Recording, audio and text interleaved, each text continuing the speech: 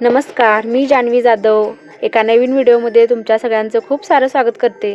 तर आज आपण व्हिडिओमधून पाहणार आहोत समोरून गोड पण मनात काहीतरी वेगळंच.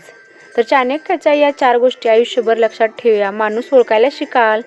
एखाद्या नवीन व्यक्तीला भेटल्यावर सर्वप्रथम त्याचं हसू आपल्याला लक्षात येतं. गोड हसू विश्वास निर्माण करतं आणि अनेकदा नात्यांची सुरुवात ही त्यातूनच होते. पण हसणारी प्रत्येक व्यक्ती खरंच तुमची हितचिंतक असते का? आजच्या काळात जिथे दिखावा आणि वास्तव्य यांच्यातील अंतर सतत वाढत आहे, तिथे हा प्रश्न अधिक महत्त्वाचा ठरतो. सोशल मीडियापासून ऑफिस आणि वैयक्तिक नात्यापर्यंत अनेक लोक आपल्या खऱ्या भावना चेहऱ्यावरील हास्यामागे लपवतात. अशा वेळी आचार्य चाणक्य यांची एक शिकवण आपल्याला सावध राहण्याचा संदेश देते. तर आचार्य चाणक्य यांच्या मते केवळ एखाद्याच्या चेहऱ्यावरील भाव पाहून त्यांच्या स्वभावाचा अंदाज लावू नये. व्यक्तीची खरी ओळख तिच्या वागणुकीत, निर्णयामध्ये आणि कठीण काळात दिलेल्या साथीतूनच होते. तर ही गोष्ट आयुष्यात पाळली तर अनेक मोठ्या फसवणुकीपासून, चुकीच्या निर्णयांपासून आणि नात्यामधील निराशेपासून बचाव होऊ शकतो. म्हणूनच शेकडो वर्षापूर्वी सांगितलेली चाणक्याची ही शिकवण आजही तितकीच महत्त्वाची आणि उपयुक्त मानली जाते. तर चेहऱ्यावरील हसू आणि मनातील हेतू नेहमी सारखेच असतात असे नाही. आचार्य चाणक्य यांच्या मते हसणं ही एक नैसर्गिक भावना आहे. मात्र प्रत्येक हास्यामागे खरी भावना असतेच असं नाही. काही लोक समोरून खूप नम्र आणि आनंदी दिसतात, पण त्यांच्या मनात मत्सर, स्वार्थ किंवा फसवणुकीची भावना दडलेली असू शकते. तर पुढे पाहूयात आपण. त्याआधी आपल्या चॅनलला सगळ्यांनी नक्की सबस्क्राईब करा आणि कशा प्रकारचे व्हिडिओ तुम्हाला पाहायला आवडतील हेही मला कॉमेंट करून सांगा. तर दैनंदिन आयुष्यातही अशी अनेक उदाहरणं पाहायला मिळतात.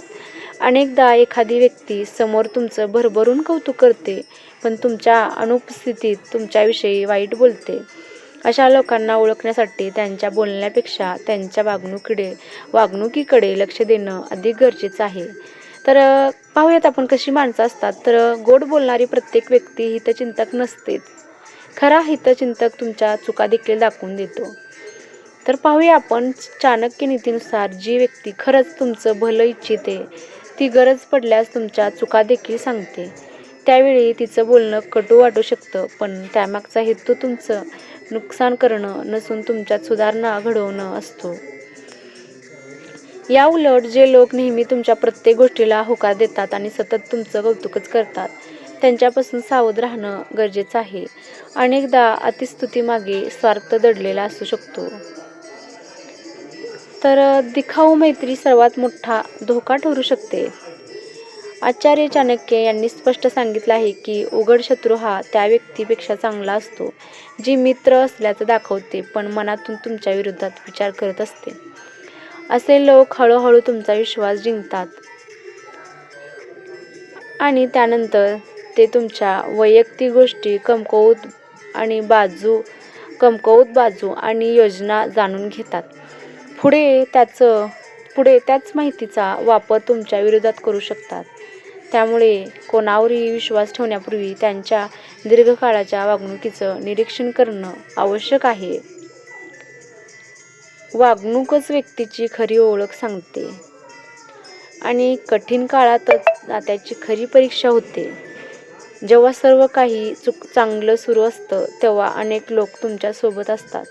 पण आयुष्यात कठीण प्रसंग आला की खरोखर तुमच्या पाठीशी कोण उभं राहतं हे समजतं. उदाहरणार्थ, एखाद्या व्यक्तीला नोकरीत अडचण आली किंवा आर्थिक संकट ओढवलं, तर अशा वेळी जे लोक कोणताही स्वार्थ न ठेवता मदत करतात, तेच खरे मित्र आणि हितचिंतक असतात. तर पुढे पाहूयात आपण. फक्त हसून साथ देण्याचं आश्वासन देणारे लोक अशा वेळी अनेकदा दूर जातात. डोळे झाकून विश्वास ठेवणं का ठरू शकतं धोकादायक? आजच्या काळात घाईघाईने नाती जोडणं ही सामान्य गोष्ट झाली आहे. अनेक लोक काही मोजक्या भेटीवर किंवा सोशल मीडियावर झालेल्या संवादावरून इतरांवर लगेच विश्वास ठेवतात. तर हे बरोबर आहे का? लगेच विश्वास ठेवणं हे नक्की मला कॉमेंट करून सांगा. तर चाणक्याची शिकवण सांगते की विश्वास हळूहळू निर्माण झाला पाहिजे. कोणताही नवीन व्यक्तीसोबत लगेच वैयक्तिक माहिती, आर्थिक बाबी किंवा कौटुंबिक समस्या शेअर करू नयेत. आधी त्या व्यक्तीचा स्वभाव, प्रामाणिकपणा आणि वागणूक यांचा वेळ घेऊन अंदाज घेणं अधिक योग्य ठरतं. तर हा असा माझा व्हिडिओ होता की कसं कोणावरती कितपत विश्वास ठेवावा. तर तुम्हाला कसा वाटला आणि कशा प्रकारचे व्हिडिओ पाहायला आवडतील तेही मला कॉमेंटमध्ये सांगा. आणि हा व्हिडिओ थोडा जरी तुम्हाला हेल्पफुल वाटला असेल तर आपल्या चॅनलला नक्की सबस्क्राईब करा. ज्याचं नाव आहे जान्हवी जाधव, आणि जास्तीत जास्त शेअर करा.